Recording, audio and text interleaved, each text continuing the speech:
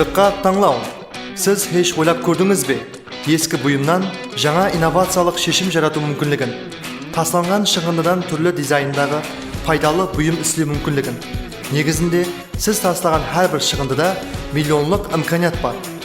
Аралды құтқару халықаралық қоры атқару комитеті Нүкіс филиалы бастамасы менен жоғары оқу орындары студенттер арасында шығындыдан таза өнім атамасында инновациялық таңлау жарияланады.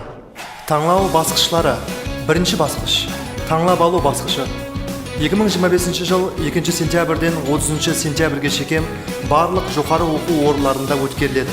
Онда ең жақсы қолданбалар таңлап алынады. Екінші басқыш. Республикалық финал.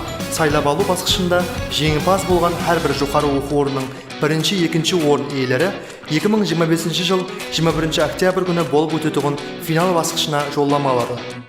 Таңлау жеңімпаздары үшін сыйлықтар. Бірінші орын 10 миллион сом, екінші орын 5 миллион, үшінші орын 3 миллион сом. Сонымен бірге қосымша номинациялары да бар. Ең креатив шешім, ең жақсы қайта істенген экологиялық таза өнім. Таңлауда қатынасу үшін өз факультетіңіз деканатына müracaat етіңіз.